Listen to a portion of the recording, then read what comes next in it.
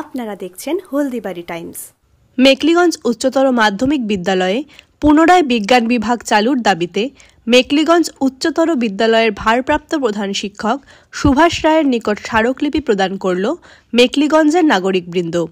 উল্লেখ্য, 1890 সালে প্রতিষ্ঠা হওয়া মেকলিগঞ্জ শহরের মেকলিগঞ্জ উচ্চতর বিদ্যালয়ে বহু অতীত থেকে বিজ্ঞান বিভাগ চালু ছিল, কিন্তু বিজ্ঞান শাখার ল্যাবরেটরি সহ সমস্ত রকম পরিকাঠামো মজুদ থাকা সত্ত্বেও শুধু শিক্ষকের অভাবেই বিজ্ঞান শাখা বন্ধ হয়ে যায় 2015 সালে, যার ফলে এই এলাকার ছাত্রছাত্রীদের বিজ্ঞান পড়ার জন্য বাইরে ছুটতে হয়। মেকলিগঞ্জের বিশিষ্ট নাগরিক পবিত্র ভূষণ ব্যানার্জি বলেন, মেকলিগঞ্জের নবীন প্রজন্মের ছাত্রছাত্রীরা যাতে বিজ্ঞান পড়ার সুযোগ থেকে বঞ্চিত না হয়, সেই কারণে স্কুলে বিজ্ঞান বিভাগ চালু হওয়া ভীষণ জরুরি।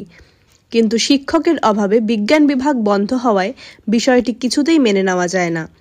তাই অবিলম্বে যাতে শিক্ষা দপ্তর মেকলিগঞ্জ উচ্চতর মাধ্যমিক বিদ্যালয়ে পুনরায় বিজ্ঞান বিভাগ চালু করার বিষয়ে সদর্থক ভূমিকা গ্রহণ করে, সেই জন্যই আজ মেকলিগঞ্জ উচ্চতর মাধ্যমিক বিদ্যালয়ের ভারপ্রাপ্ত প্রধান শিক্ষকের নিকট স্মারকলিপি প্রদান করা হয়। আশা করি শিক্ষা দপ্তর বিষয়টি গুরুত্ব দিয়ে বিবেচনা করবে। দাবি আদায়ের উদ্দেশ্যে এই দাবিতে আগামী দিনে মেকলিগঞ্জের নাগরিক সমাজকে সংগঠিত করে আরও ধাপে ধাপে আন্দোলন সংগঠিত করা হবে। এই দিন স্মারকলিপি প্রদান কর্মসূচিতে উপস্থিত ছিলেন মেকলিগঞ্জ পৌরসভার বিশিষ্ট নাগরিক তথা শিক্ষক শান্ত কুমার রায়, হিতেন বর্মন প্রমুখ।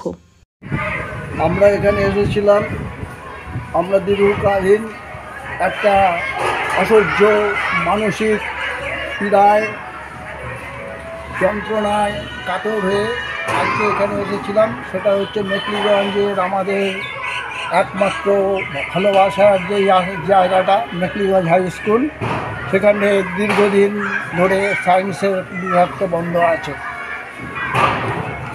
1964 সনে এখানে বিজ্ঞান বিভাগ খোলা হয়েছিল, কিন্তু আজকে পরিস্থিতির করাল দাসের মধ্যে পড়ে বা পরিস্থিতির মধ্যে পড়ে মেকলিগঞ্জ স্কুল সায়েন্স সেবা পরিষেবার থেকে বঞ্চিত হয়ে হয়েছে।